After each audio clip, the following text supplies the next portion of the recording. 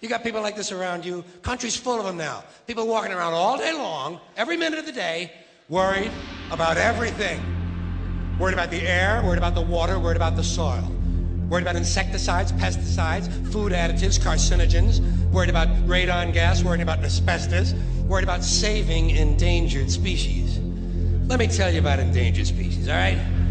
Saving endangered species is just one more arrogant attempt by humans to control nature. It's arrogant meddling. It's what got us in trouble in the first place. Doesn't anybody understand that? Interfering with nature. Over 90%, way over 90% of all the species that have ever lived on this planet, are gone. They're extinct. We didn't kill them all. They just disappeared. That's what nature does. They disappear these days at the rate of 25 a day. And I mean regardless of our behavior. Irrespective of how we act on this planet, 25 species that were here today will be gone tomorrow. Let them go gracefully. Leave nature alone. Haven't we done enough? We're so self-important. So self-important. Everybody's gonna save something now. Save the trees, save the bees, save the whales, save those snails. And the greatest arrogance of all, save the planet. What? Are these fucking people kidding me? Save the planet? We don't even know how to take care of ourselves yet. We haven't learned how to care for one another. We're gonna save the fucking planet? I'm getting tired of that shit. Tired of that shit. Tired. I'm tired of fucking Earth Day. I'm tired of these self-righteous environmentalists, these white bourgeois liberals who think the only thing wrong with this country is there aren't enough bicycle paths. People trying to make the world safe for their Volvos. Besides, environmentalists don't give a shit about the planet. They don't care about the planet. Not in the abstract, they don't. Not in the abstract, they don't. You know what they're interested in? A clean place to live. Their own habitat. They're worried that someday in the future they might be personally inconvenienced. Narrow, unenlightened self-interest doesn't impress me. Besides, there is nothing wrong with the planet. Nothing wrong with the planet. The planet is fine. The people are fucked. Difference. The planet is fine. Compared to the people, the planet is doing great. It's been here 4.5 billion years. Did you ever think about the arithmetic? Planet has been here 4.5 billion years. We've been here, what, 100,000? Maybe 200,000? And we've only been engaged in heavy industry for a little over 200 years. 200 years versus 4.5 billion. And we have the conceit to think that somehow we're a threat? That somehow we're going to put in jeopardy this beautiful little blue-green ball that's just a-floating around the sun? The planet has been through a lot worse than us. Been through all kinds of things worse than us.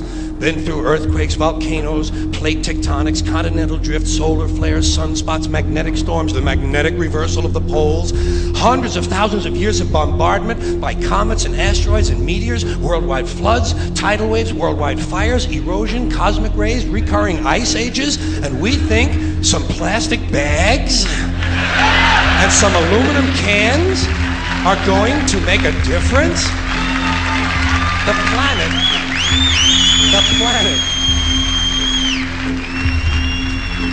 planet isn't going anywhere. We are. We're going away. Pack your shit, folks. We're going away. And we won't leave much of a trace either. Thank God for that.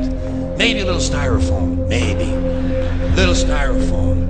Planet will be here and we'll be long gone. Just another failed mutation. Just another closed-end biological mistake. An evolutionary cul-de-sac.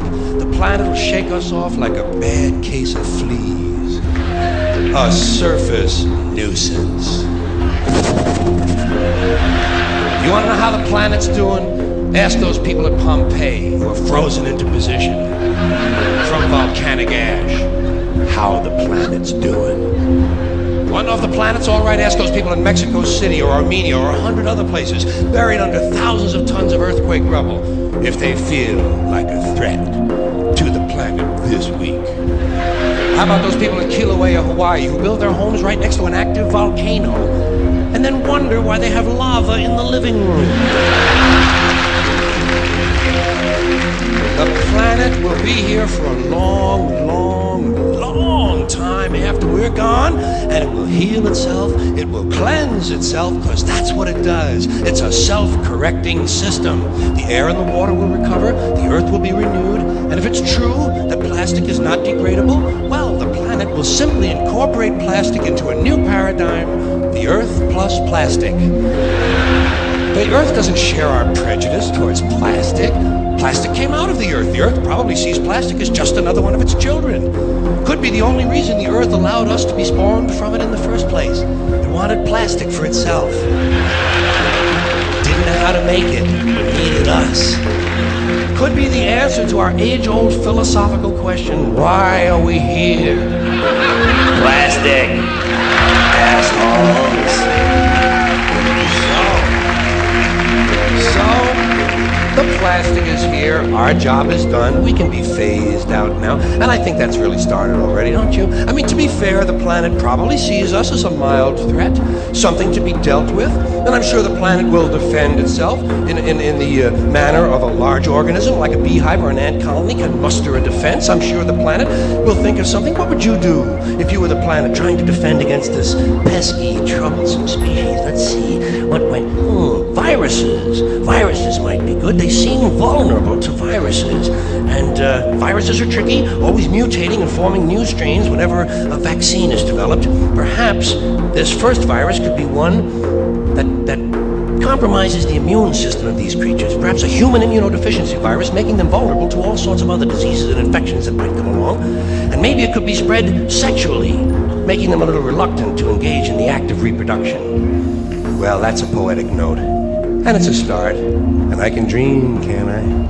See, I don't worry about the little things. Bees, trees, whales, snails. I think we're part of a greater wisdom than we will ever understand. A higher order. Call it what you want. You know what I call it? The big electron. The big electron. Whoa. Whoa. Whoa. It doesn't punish. It doesn't reward. It doesn't judge at all. It just is. And so are we. For a little while. Thanks for being here with me for a little while tonight.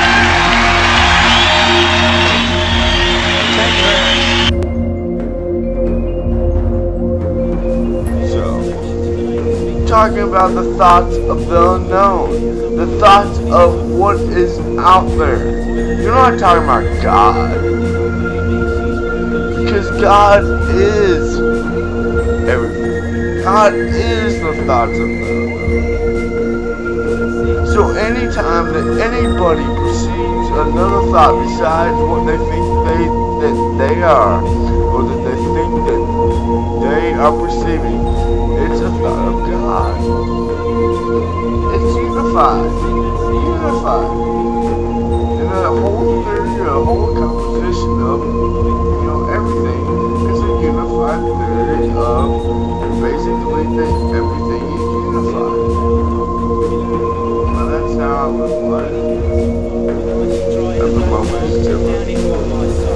Every moment is this moment. So therefore, transcribe or perceive that moment. I have been up all night. It's like 7:34 now.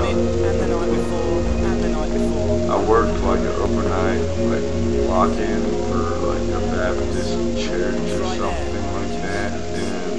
And so I just was working. And I came home and I started perceiving these thoughts because of my sanctuary that I am in, and so that's why I had to become now. I had to say what I had to say now.